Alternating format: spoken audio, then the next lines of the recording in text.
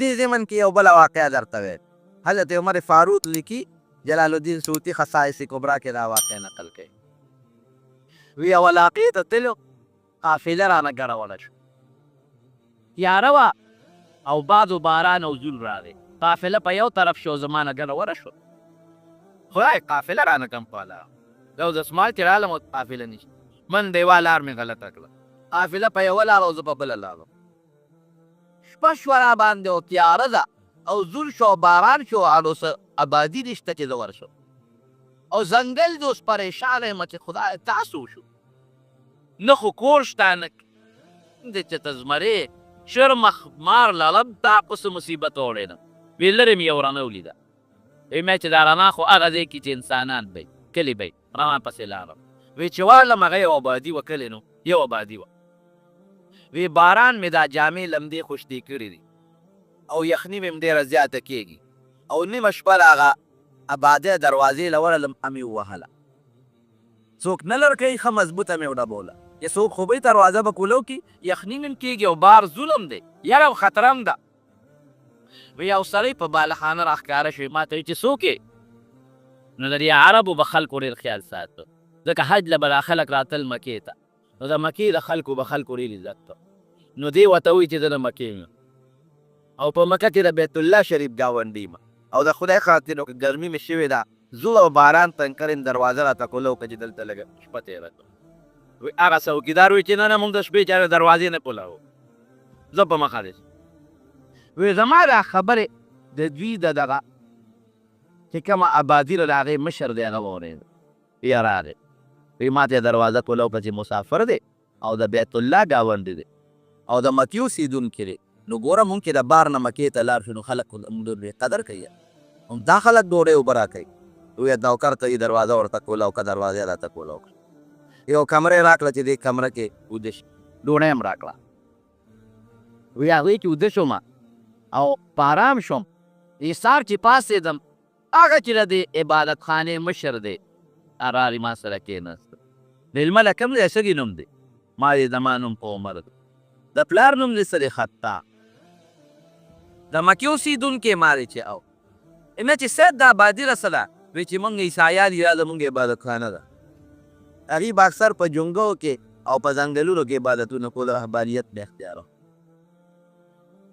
وی ما ته وی چې مېلمه راشه د عبادتخانې سیل د باندې کوم، او زما یې ډېر قدر وکړه. وی بوی تلم، یو کوټې ته یې وروستو، په هغه کوټه کې 3 بوتان دي، 3 بوتان. وی چې مې وکتل نو یې ښي طرف ته بوت زما د عمر وی رضی الله عنه، یعنې زما شکل، زما نقشه، او چې میز اګس طرف ته، او چې میز کې بوت ته مې وکتل نو دا زمونږ په کلي کې یو هلک و، محمد یې نوم دی صلی الله علیه وسلم. دا خو د نبوت نه مخکې خبرې، د هغه دی، د هغه دانچه، د هغه شکل. او چې ښي طرف ته کوم بوت و دا زمونږ یو بل ملګری دی ابوبکر صدیق، د هغه بوت. مې چې خوب وینم او ته لا ویښه نه، ځکه زما بوت هم دوی جوړ کړی دی. بوت جوړول خو ګران کار دی، هېڅوک درته مخامخ ناست دی چا بوت ور جوړ نشي. د هر چا دغه 2 سترګې دي او دا 2 غوږونه او 2 سپېمې دي او دغه غاښونه ټول دي، او چې لږ فرق راشي نو شکل بدل شي. چې مخامخ درته یو انسان ناست دی او پوره دې ورته کتلي نه او په پرکاړ او په پیمانه د هغه ناپ نه اخیستې، ته د هغه نقشه کوم دی جوړولی شي؟ خدای دې زمونږ نقشې د 3 کسانو جوړې کړې دي، مونږ یې لیدې نه یو. دا زه خوب وینم او که دا زه په ویښه یم. وی ما ته وایي چې راځه راځه سوچ کې مه پرېږده، قصه راته کوم. وی کېنولم، ما ته وایي چې دا 3 بوتان دي وپېژندلې مې شي، دا د چا دي؟ مې دا ګس طرف ته خو زما بوت دی، زما نقشه. دا میاس کې څوک دی؟ یو دا زمونږ د کلي یو هلک دی، محمد یې نوم دی، ټول وایه صلی الله علیه وسلم. دا ښي طرف ته پېژنې؟ مې چې دا زمونږ په کلي کې یو بل هلک دی ابوبکر، دا هغه دی. ومې چې تاسو دا څنګه وکړې؟ تاسو مخکې مونږ لیدي یو؟ چې نه. دا نور 2 تاسو لیدي دي؟ نه مونږ نه لیدي. نو دا هم غیبانه څنګه وکړې؟ وی ستاسو له 3 کسانو پوره نقشې زمونږ په کتابونو کې پرتې دي چې دا میاس کې هلک به د آخر زمانې پیغمبر وي. دا ښي طرف ته بیا ډومبۍ ملګری او د هغه نه پس خلیفه او دا کس طرف ته بیا 2یم ملګری او د هغه د پس خلیفه. مونږ د هغه خپلو کتابونو د نقشو نه دا جوړ کړی. رو تاسو اندازه ولګوئ چې غایبانه د چا بوت جوړېږي او چا څوک په مخ لیدلی نه د ده نقشه به په کتابونو کې څونه مضبوطه پرته وي. نو حضرت ابوبکر صدیق فرمایي وی هغه سړي چې زما غړون وکته ای ما ته چې ته به د آخر زمانې د پیغمبر لومبی ملګری او خلیفه. نو کله چې حضور پاک مبارک د نبوت اعلان وکړ لومبی دعوت په بالغانو کې حضرت ابوبکر صدیق ته ورکړ. ابوبکر ما له خو الله نبوت راکړ. نو ابوبکر صدیق بغیر د دلیل نه بیچونو چې را ورباندې ایمان وروړو مسلمان شو. ایسه بغیر د دلیل نه دی منم ځکه زما بختې تا چې ته دروغ نه دي ویل. ته ما ازماولې زما ملګرې دا د الکانې یاران دوستان نو زه منم چې ته د خدای پیغمبر بیعت یې ورسره وکړو مسلمان کړو. نو خو یو تپوس ته ناستې کوم چې ستا د نبوت دلیل څه دی؟ په دلیل پوه خپل ایمان نه موثوق کوم. ایمان نه مخکې راوړ لکه او صدیق ورته وه. هسې راته ووایه چې زما ستا د نبوت یو دلیل راته وښایه. وی هغه قصه ما حضور پاک ته نه وه کړې د یمن د دې نه مخکې. وی ما ته وایي چې زما د نبوت دلیل د یمني هغه نښه وه چې ستا روډي په هغه سفر کې کتلې. دا معجزه د نبي علیه السلام معجزتن. دمشق کې یو مؤذن ورته درنو د دمشق په جامع مسجد کې باندې وي په منارې په سر کې پخوا په لوډسپیکر یې نه دی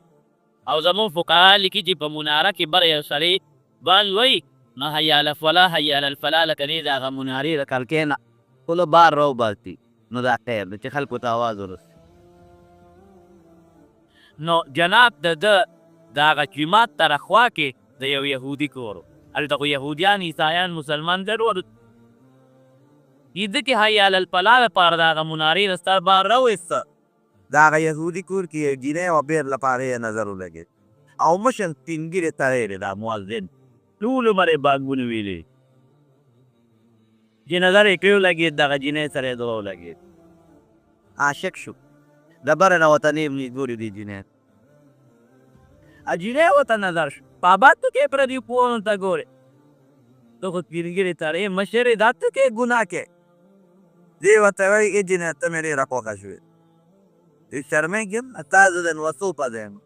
خو زما د نیکونو نه مشر یې هر څه چې خو زما در سره ډېره مینه پیدا شوه او ډېر محبت مې در سره پیدا شو او زه تا ته دا دعوت در کوم چې ما سره واده وکړه. هلکه که غالب دی د دومره سوچ دې نیسي چې له ما را خبرې خو کوو والو زموږ کې اورېدي بل د منارې نه چې دی وه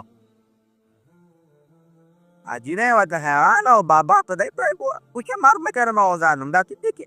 یو خو ستا د نوطی په ذهن اوس ته مې د نیکه نه مشر خیر ځي ته دا قسمونه ورکوي یاره چې څه څونه مهر غواړې دولت غواړې در کوم کالي غواړې زیورات کور ځمکه هر څه در کوم ما ته واده او ته وایي ګوره ته ځان ته مه ګوره ما وی نه بس ته غاړه کېږده او ما سره واده وکړه ته مې ډېره خوښه شو. جینۍ ورته وایي زه یهوده یم او ته مسلمان یې لا هم مشرک شریبه در مینځه وباس. وی ورته وایي زمونږ په دین کې به د مسلمان نکاح د کتابیې سره د یهودیانو سره جایز ده کی جینۍ ورته ته او ورته وایي تا په دین کې کېږي خو زما ضمیر دا برداشت نه کوي چې زه د یهودي نه ما سوا بل چا ته واده شم بوله په خپل دین تونه کلکه وه نو چې زه واده کېږم یهودي ته به واده کېږم مسلمان ته نه وادېږم. دی ورته وایي ګوره ما سره واده وکړو چې ته څونه پیسې او مهر او ځمکه او جایداد غواړې درکړو. جینۍ چې تنګه کړه ورته وایي زه بابا یو چل کوم د مشر یې زه ستا د نوطی په ذهن ټیک ده واده راسره توم ده ته مسلمان او زه یهودان یم که یو شرط نه دله پیسې غواړم نه ځمکه غواړم نه جایداد غواړم نه کالي او زیورات غواړم د ایمان به دې پرېږدی او یهودي کېږي که دا شرط قبول راځه نن دې ښه دی اوس ځو نکاح تړو. دی وایي ما خو اویا اتیا کاله بندونه وویل بلا عمر شپېته اویا اتیا کاله بندونه مې او مسلمان او دا به څنګه کېږي ایمان او اسلام به زه پرېږدم بل څه شرط راته ووایه بل شرط پکې نشته خو که زه دې خوښ یم او ما سره نکاح کول غواړې نو د عمر دا قید دې لرکوي چې ته بوډی خو بس یهودي کېږي به هېڅ هم نه غواړم نن راځه بس اوس نه دې ښه ځو نکاح تړو. دې چې پوه شو چې بل کار نشته وی بل شرط راته ولګوه ګورې دا ډېر ګران دی وی نه هم دقه مې شرط دی وی ښه په دې واده کلکې وی ښه د ایمان مې پرېښوده یهودي شوم درلو خو چې دا ټکي یې د برې نه په خوشحالۍ را روان دی په وړو کې پوخ ویده او لاندې راخطا شو دقه سطح پر ازمکه لګېدی مردار شو په مرګ کې مقرر و همدقه ټیم به دی مړ کېده دا خو زمونږ ایمان دی او په دغه سبب به مړ کېده نو که دا یهودي شوی نه ایمان پکې کم خوا به که جنت ته یهودي شو د ټولو مرګ عبادت یې په اوبو لو شو د جنت پر یې جهنم ته لاړ نو حضور پاک مبارک فرمایي چې د انسان او د جنت په منځ کې یو لیش مزل وي دا کار به کېږي چې جنت په ځای کوم خوا به لاړ شي جهنم او ډېر کله ته د انسان او د جهنم په منځ کې یو لیش مزل وي او داسې کار به کېږي چې جنت ته به لاړ شي لکه به یو جهاز یو سړی راغی نبی علیه السلام مبارک ته وویل طیب ته د الله په دې لار کې جنګېږم او شهید شم کم خوا به ځم یې جنت ته به ځې کامیاب د خدای په نس په دنیا او په آخر کې اهل القرآن چې د چا په قرآن ایمان دی او د قرآن شریف په دغه ډلو کې شامل دي اگر که د حبشې بلال ولې نه دی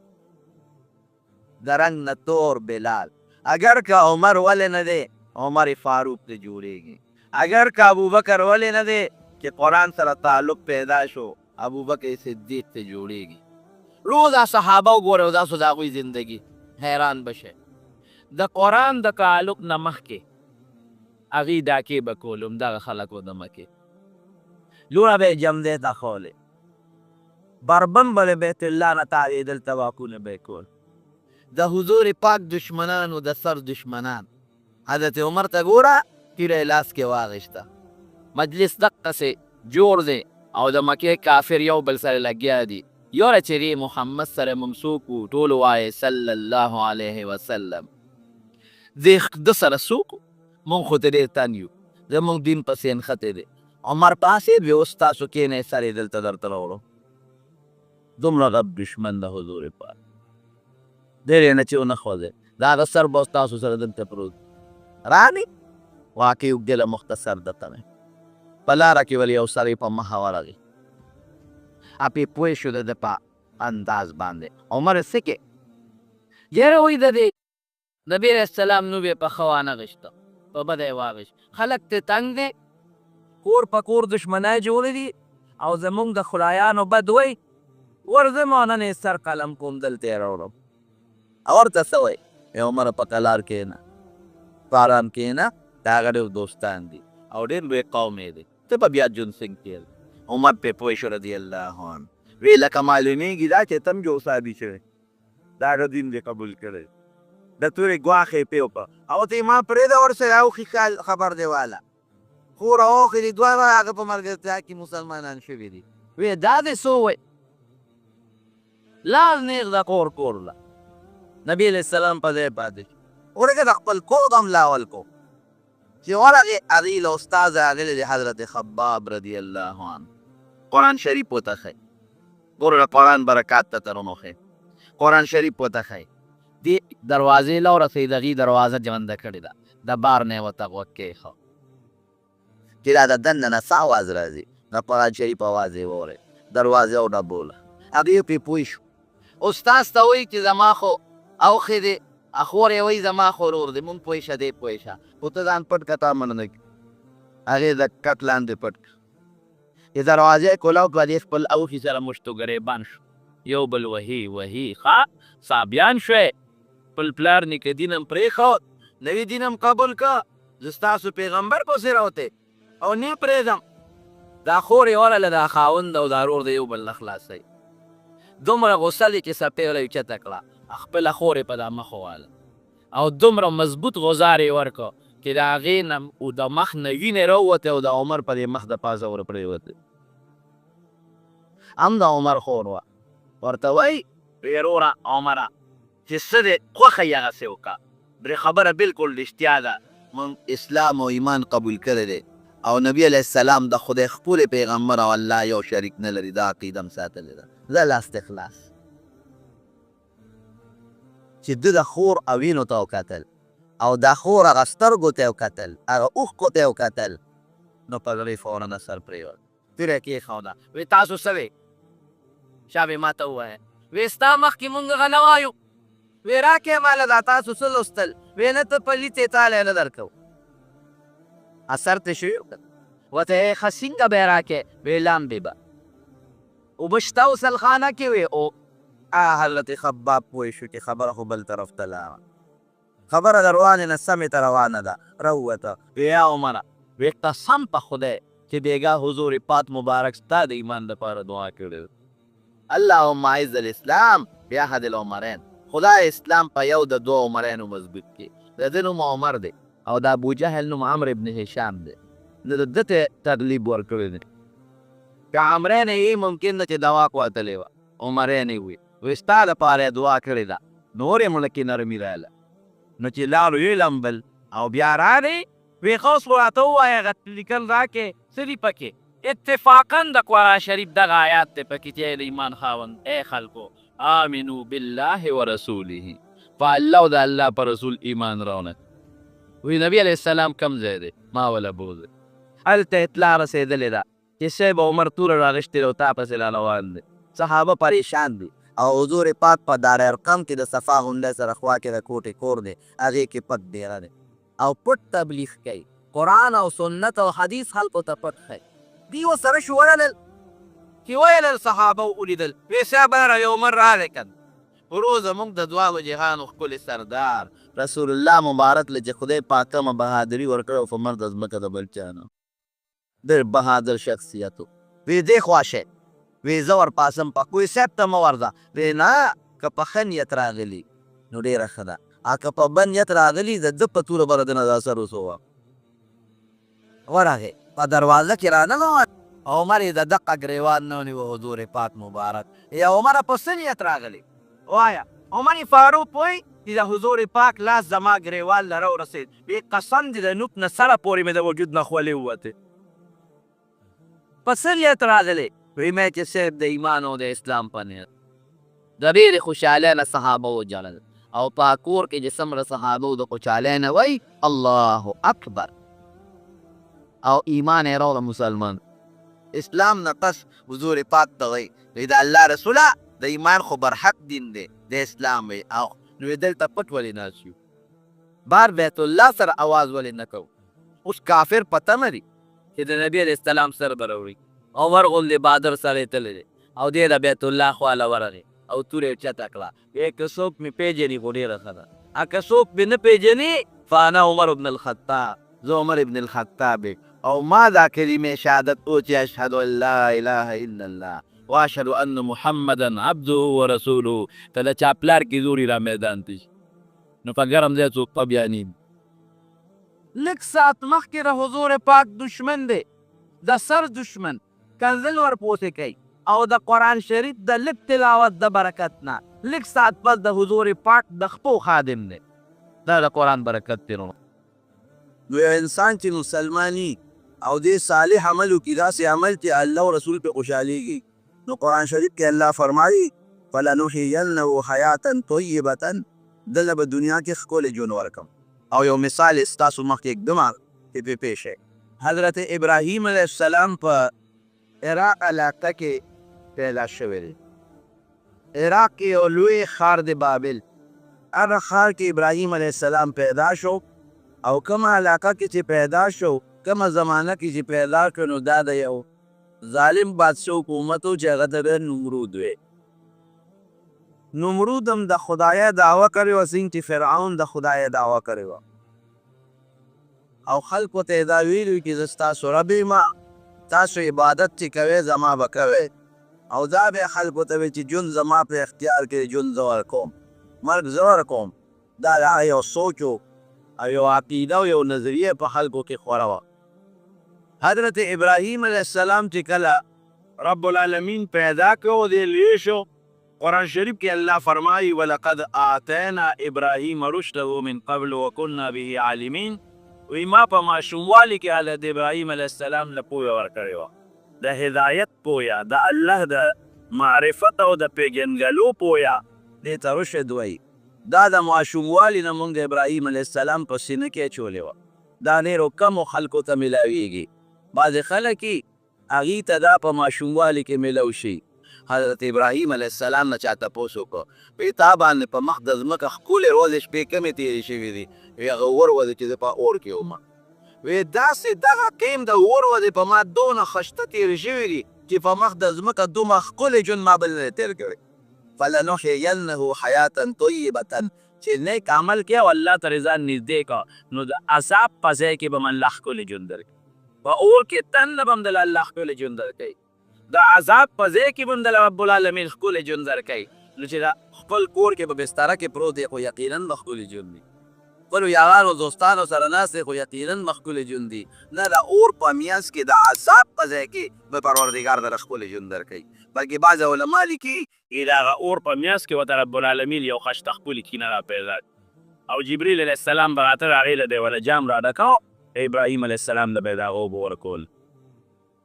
او د جنت نه وله خولې د ریښه و کمیس راوه ځکه دي بربر ورغورځولې هغه کمیس یې ورته واچو او دا اور په میانځ کې ورته خدای د انارو بوټي درغون کړه د هغې نه به یې انار راشوکول او انار به یې تېکوله که ته وایې دا به څنګه نو په دوزخ کې دننه فرشتې به ګرځي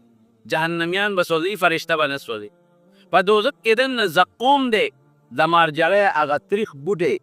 هغه به نه سوځي په دوزخ کې دننه جنتیان به ګرځي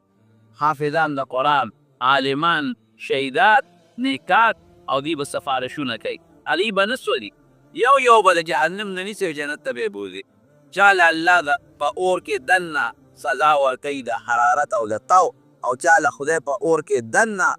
ګلې ګلزار او خشته ښکلې ژوند ورکوي من عمل صالحا من ذکر وهو مؤمن فلنحيينه حیاتا طیبة الله وایي ښکلې ژوند به درکړم زه حیران شوم ما خدای ښکلې ژوند په خپله بستره کې خو ټیک شوه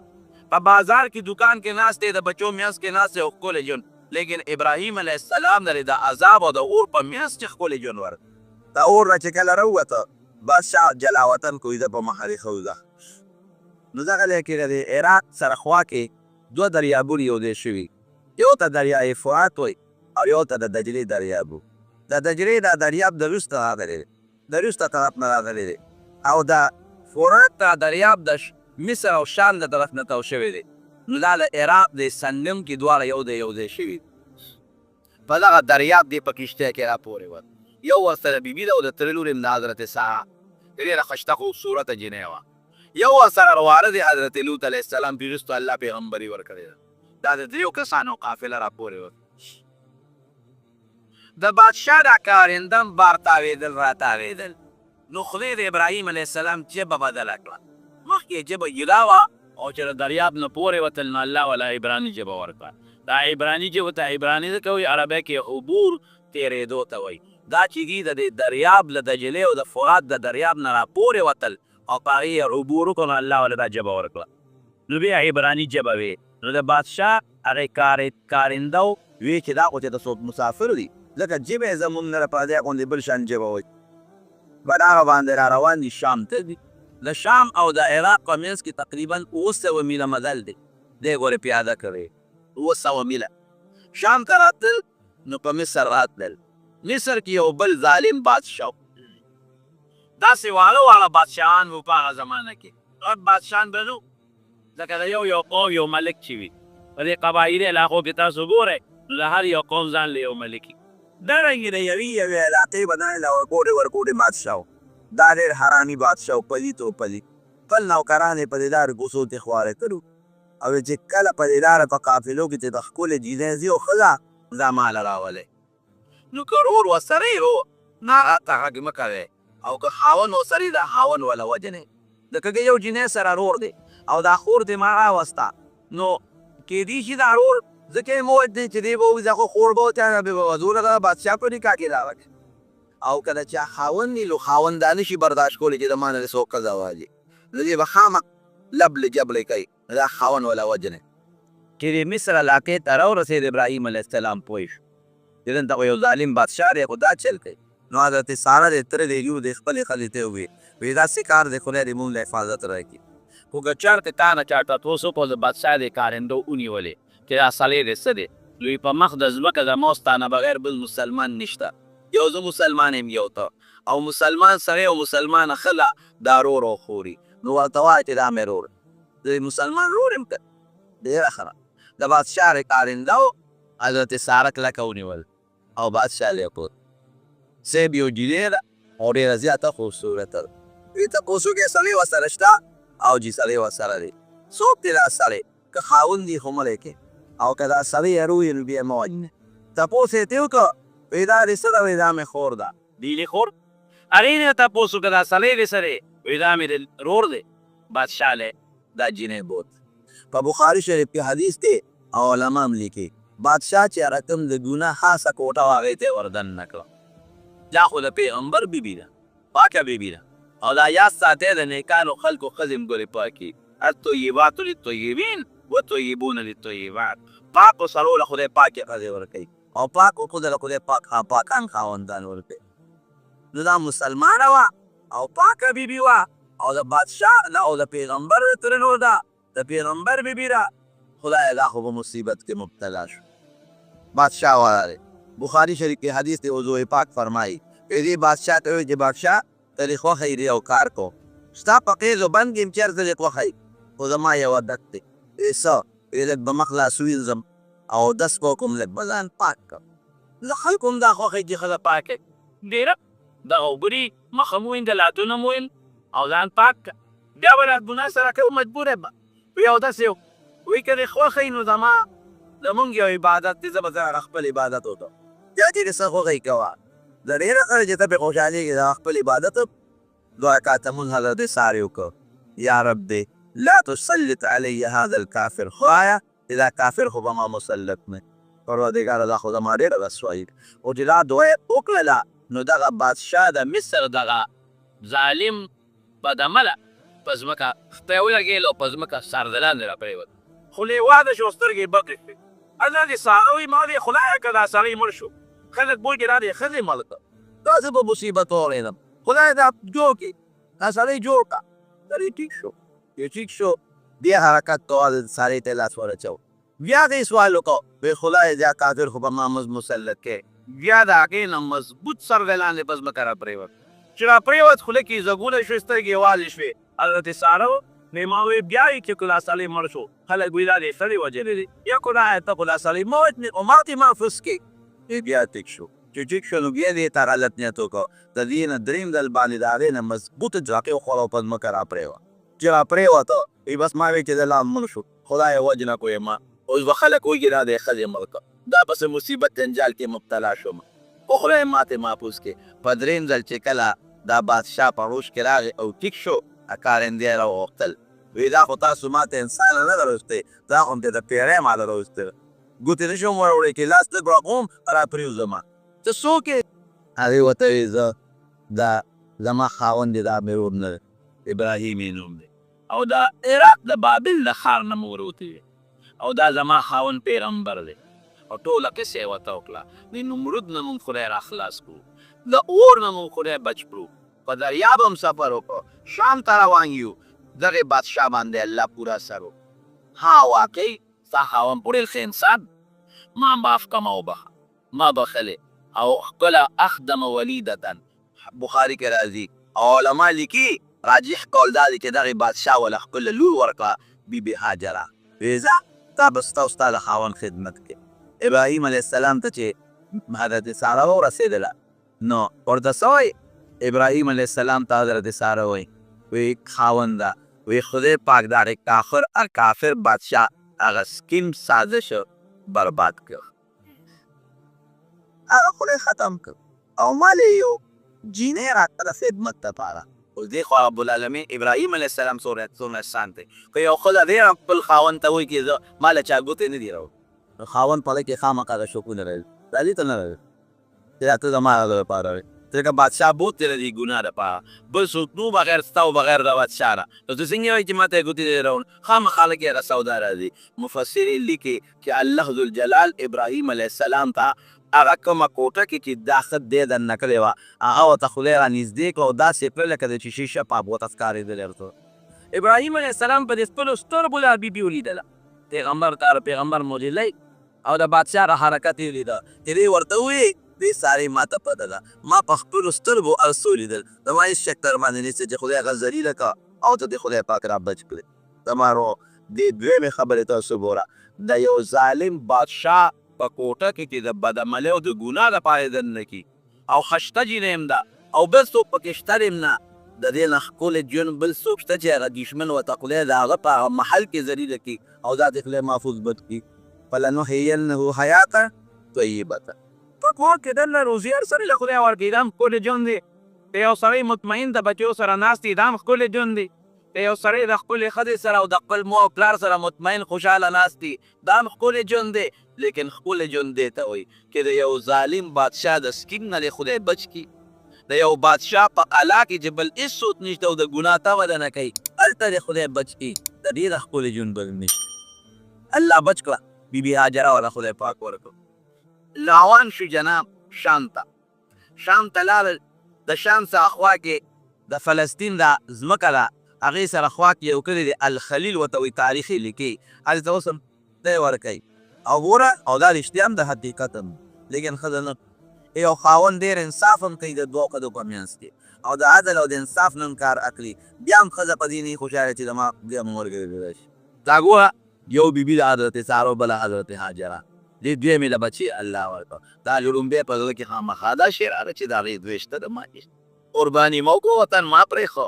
لومبی مسلمان عظیم هجرت ما وکړه واقعي حضرت سارې ډېره لویه قرباني وکړه څنګه ابراهیم علیه السلام وطن پرېښود هغې هم پرېښه څنګه ابراهیم علیه السلام مور او پلار پرېښودل هغې مور او پلار پرېښود او دا 900 کیلومتره مزل چې څنګه ابراهیم علیه السلام وکړو دا ورسره دیم وکړو دا نارې لوږې تندې ورسره دیم برداشت کړی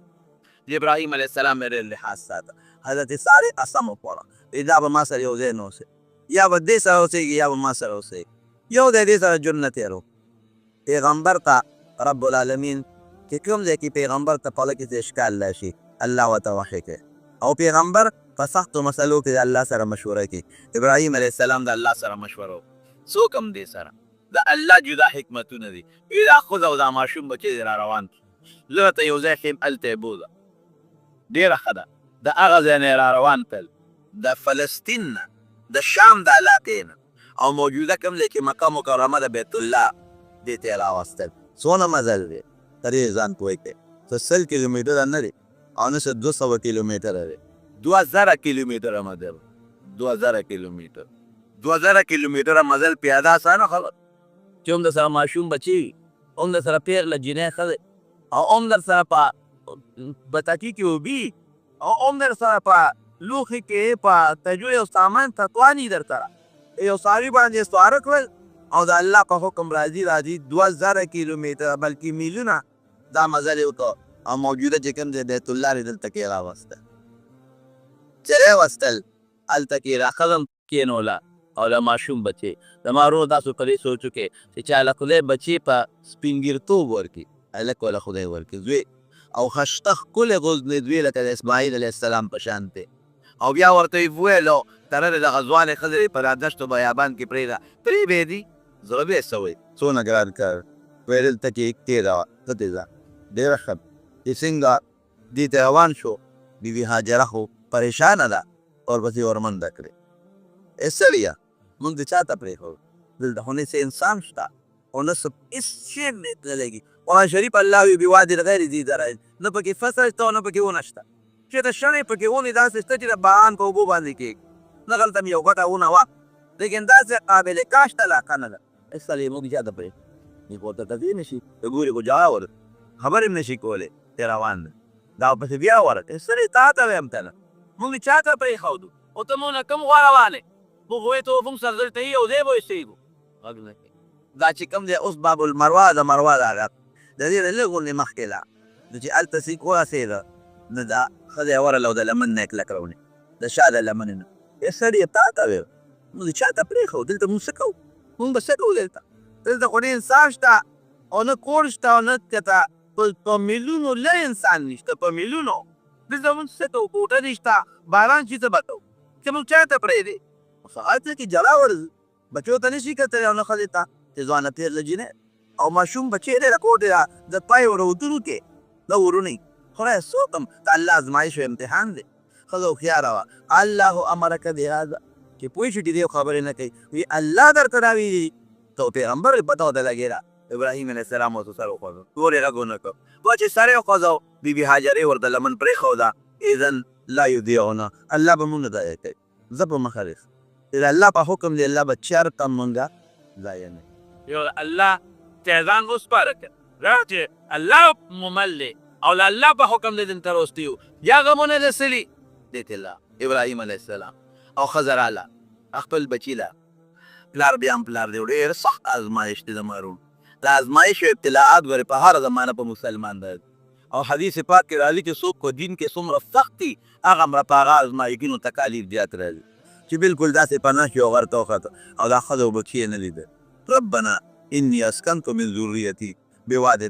غیر ذي زرع عند بیتک المحرم الله ورته وایي چې دلته زما یو کور دی دا بابادوم دغه دی پرېږده خدایه ما خپل بچي په یو داسې دشت و بیابان کې پرېښودل چې بوټي پکې نشته یره یو کور تاسې خدای چې محرم یو د عزت کور دی نو رستم فجعل څنګه دی ريقيه فجعل افئدة من الناس تهوي اليهم یا خدایه دوی له مو څوک راولي خدایه څوک انسانان په یو الله ماشوم بچي سکي ښځه به سکي خدای څوک وله راول د خلکو زړه ته مایل کا ورزقهم من الثمرات او خدای روزي وله ورکا او د غنم دوارو روزي نه میوې وله خدای ور لعلهم یشکرون او زما بچی د پیغمبر بچی او د پیغمبر ښځه ای به شکر یې ادا کړي خدای ناشکري به دې نه کوي اوس ګوره کنه بیبي هاجر اخلاص او ګونه بله ښځه وې دې به چې نه الله ده ته څه کوم ته دې رم به ښه ځم هغه بچي دې سنبال کړه دا تا بچی مې په کار نه دی ته په دغې کې ته په دې ځم د دې زمانې ښځې راسې خبرې کوي که نه کوي ته دې ما ته بچي پرېښود بچي به یې سنبالو او د انور سره به څه کوم او د دغه سره به څه کوم دی شیر اسمان سره او که دا باران وشي او دا زول طوفان او ګلی شي زه به څه کوم ما ته دې بچي پرېښود زه بوډا بچي بیا خپل کار کوم بل درې زمانې ښځه او دې زمانې خاوند دا خبرې به کوي نه نه وایي الله راته ویل او الله به مونږ نه ضایع کوي وخت وي الله به مو نه ضایع کوي په الله اعتماد وساته د دې هغه چې کوم کلوخې کې کم د جورې او ستوان متوان خلاص شو کومې چې اوبې ورته بته کېږي خولې وی او به هم خلاصه شو دا قاعده ده چې د ښځې خوراک بند شو نو په سینه کې پی ختم شي پی ختم شو چې پی ختم شو اسماعیل علیه السلام ته پی نه ملاوېدل چې په جلای شروع کړه نو مور د بچي جلا ته نه شي ټینګېدل دا ډېره سخته خبره خدای افسوس وکړو اوس تا بچي خو ماته مري او ټوپونه وایي بچې جانې وګېرې ته ګېرې او ټوپونه وایي زموږ خو ګزاره وکړي د لوګې د لاسه ماشوم خو نه شي کولی خدای افسوس مخامخ ورته یو غر دی صفا نږدې غوندې راکوټی غر دی دې خوا نور ګوړم غټ غټ شته خو دا لږ راکوټی و نږدې منډه یې کړی غر ته وخته یو خوا بل خوا ګوري بلکې روا کې چې راځي چې چغې مو والې ای خلک ته څوک زما اواز اورې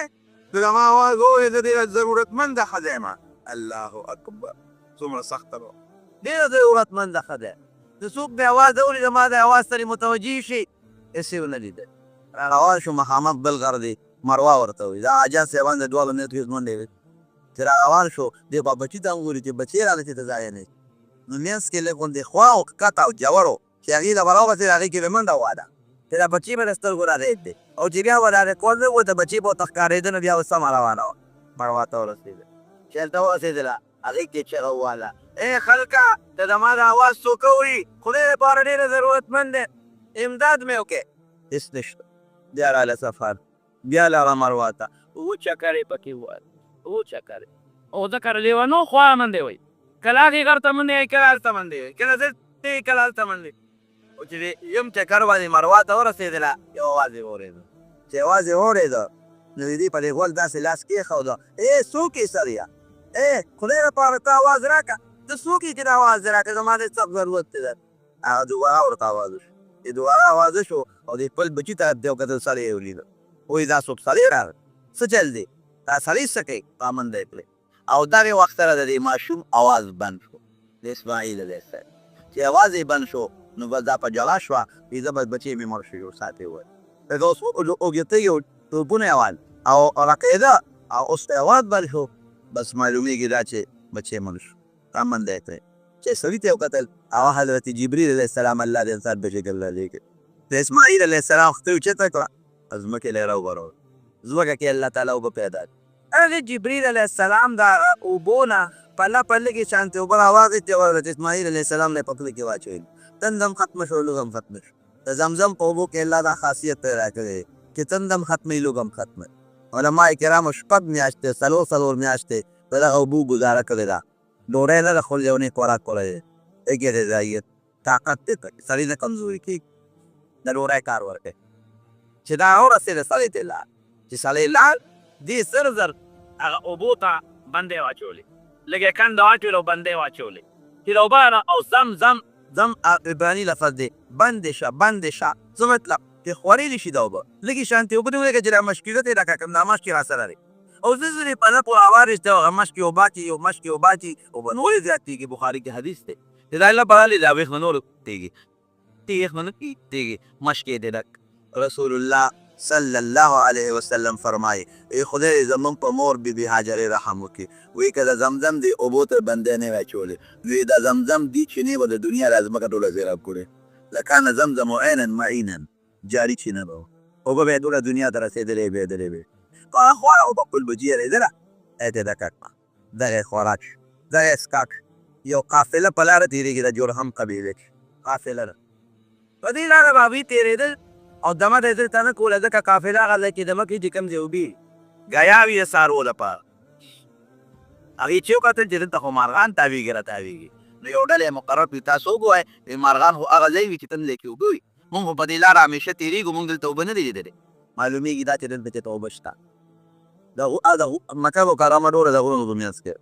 یو خوا ګردي سړي خواره کړل وګورئ که دلته چېرته اوبې نه مونږ ډېره کېږو دلته کسانو چې وایي کتل زنانه ناسته او ماشوم ناست چې رال اوبه راسره شته هغه هم ته علي دلته یو ښځه او ماشوم ورسره دی او داسې خشته اوبې دي چې ډېرې مزېدارې اوبې دي هغې عادت و یاره ته ستا توپ وکړئ نو موږ به دلته راسره تېره شو یوې هاجره پرې خوشحاله شوه چې ښه چې یو قوم زما خواله خدای راوست یوازې ژوند خو ډېر ګران دي وی ټیک ته زه د اجازت در کوم زما اوبه م څکئ او ګورې په اوبو کې به م حق نه اوبه به زمئ د دوی ملکیت زما دی باقي څکئ اجازت دې درته خدا به رانه قبضه کوی ګورې نه هغې دا شرط منظور ابراهیم علیه السلام به کله کله د خپلو بچو ملاقات کړی بیبي سارې نه به اجازت وغوښته او رابغې او د خپل بیبي او د خپل بچي ملاقات له به راته خدای پاک هغې قبیلې ته جرهم قبیله وایي جرهم د هغې کې اسماعیل علیه السلام بیا واده وکړی هغې کې لوی شوی دی د هغې نه ولم خدای بچي م ورکړي او د هغې ابراهیم او د اسماعیل علیه السلام په لاس خدای پاک وروسته هم په دغه ځای کې بیت الله جوړ کړی دی چې کوم بیت الله اوس ته عمله ځي او طوافونه ترې کوي او عمره کوي او حج کوي نو چې هلته کې لاړ شي مونږ څه وایو مونږ وایو د صفا مروه دا ځای دا د چا سنت دي دا د بیبي هاجرې سنت داسې ده که نه دا قرباني د چا سنت ده دا د ابراهیم علیه السلام سنت ده او دا بیت الله چا جوړ کړی دی وإذ بوأنا څنګه دی بوأنا لابراهیم مکان البیت الله وایي موږ ورته د بیت الله دی خو دلته بیت الله جوړ کړه هلکه دا بیت الله چا جوړ کړی دی د ابراهیم علیه السلام جوړ کړی دی زما ورور د دې نه لوی عزت بل کېدی شي نه شي کېدی من عمل صالحا من ذکر او انثى فلنحيينه حیاة طیبة الله وی په دنیا کې به ښکلی ژوند ورکوم ښکلی ژوند خو دې ته نه و چې ډوډۍ ډېره خورو ډوډۍ خو کافرانو خوري